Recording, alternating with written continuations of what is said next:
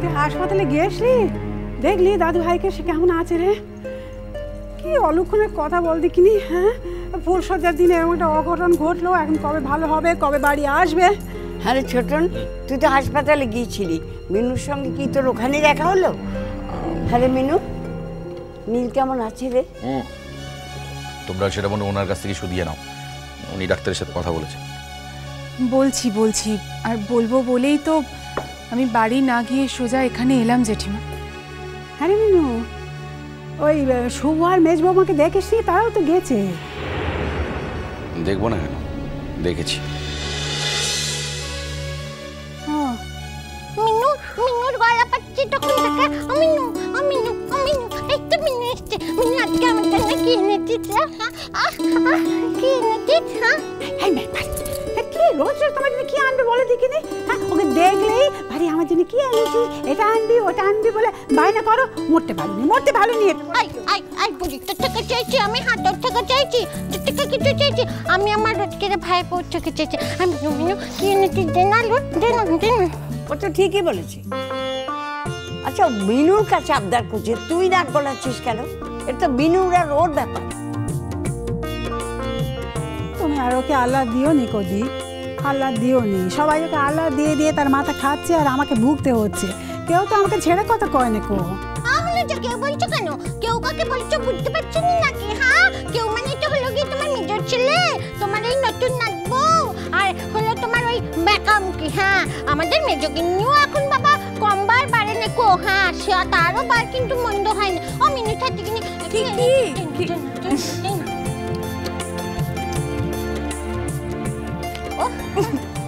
তোমার বাদাম ভাজা। হ্যাঁ, এই দেখো মিনু বাদাম ভাজা এনেছি। দেখো মিনু কত ভালো বাবা। কিন্তু বাড়িদি, আমার একটা কথা বলো, তুমি আমার কাছে আবদার করবে, তার জন্য আমাকে তোমার ভাইয়ের বউ কেন হতে হবে? তার আগে আমি তোমার বোন তো নাকি? তুমি আমায় কত ছোটবেলা থেকে দেখেছো বলো? কতটুকু থেকে দেখেছো? কি দেখোনি আমাকে?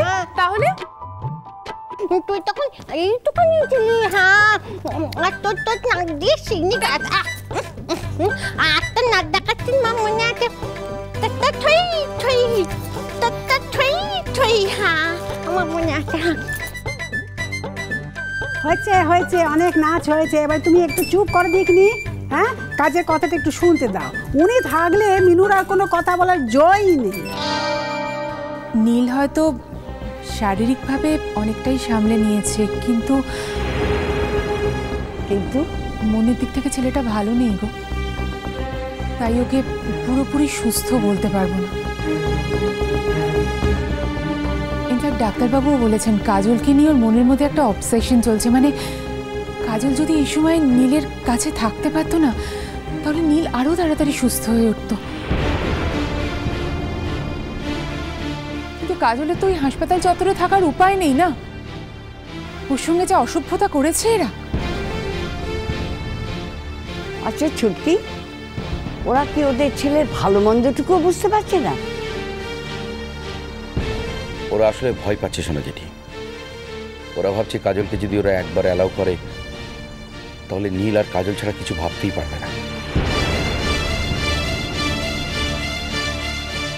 আশিও তাই ভাবছে। আর কেউ না যেন আশি তো জানে যে কাজল যদি একবার নীলের সামনে চলে আসে, তাহলে নীলকে আর আটকে রাখা যাবে না। তাই জন্য সে কোনোভাবেই কাজলকে নীলের সামনে আসতে দিচ্ছে না।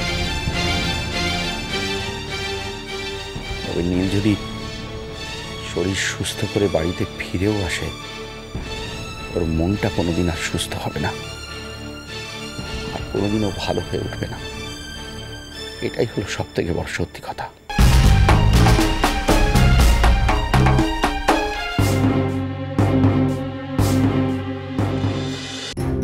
আমার মনে হয় যত তাড়াতাড়ি সম্ভব কাজলকে নীলের কাছে আনাটা খুব দরকার। ঠিক বলেছিস মিনু, ঠিক বলেছিস। চল দেখি আমাদের কাজল রানী ফারফারনিকে হাত ধরে হি করে টেনে নীলকুমারের কাছে নিয়ে যাই। হ্যাঁ, আমি দেখে নেবো এই আটশি আর বাঁকামুখি কি করতে পারে। এমন একটা খুশি মারবো না। তুমি তো চুপ করো, দেখবি চুপ করো। সব কথা তোমার কথা কইতে হবে, হ্যাঁ হচ্ছে একটা কাজের কথা, আর তুমি এমন ভাবে ঝাঁপিয়ে পড়ছো আমাদের উপর।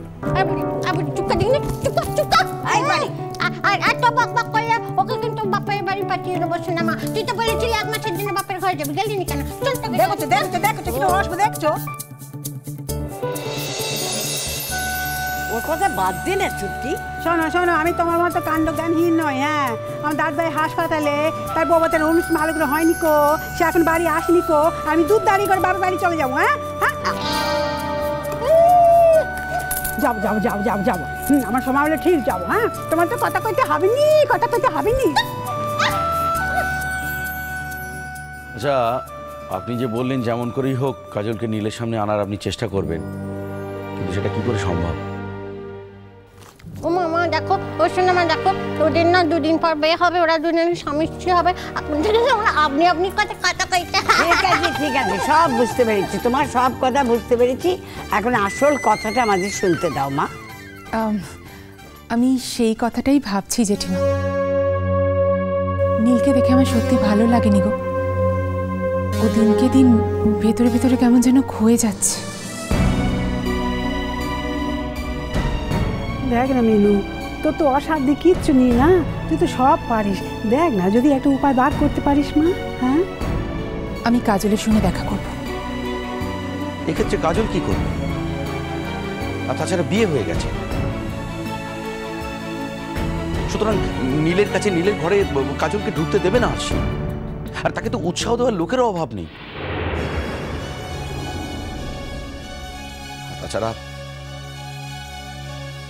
নীলের শরীর খারাপের থেকেও কারুর কাছে তার নিজের ইগোটাই সব থেকে বড়। আমি তো ডাক্তারবাবুর সঙ্গে আলাদা কথা বলিনি?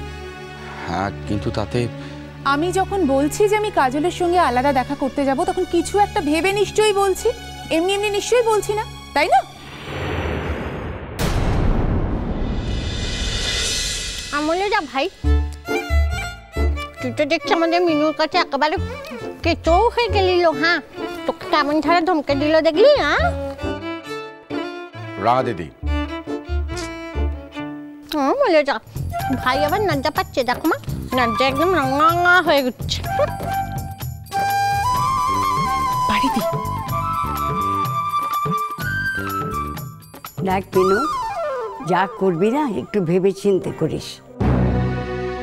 আরশির তো বিয়ে হয়ে গেছে, সে কিন্তু এখন কাজলের অনেক ক্ষতি করতে পারে। একটু দেখবি ও যেন কাজলের আর কোনো ক্ষতি করতে না পারে। আমাদের বাড়ি থেকে অনেক দুঃখ কষ্ট পেয়েছে, আর যেন আমাদের দিক থেকে কোনো দুঃখ কষ্ট না পায়, এটা দেখবি। তুমি নিশ্চিন্ত থাকো জেঠিমা, আমাদের ছেলেটাকেও তো তাড়াতাড়ি সুস্থ করে বাড়ি ফিরিয়ে আনতে হবে।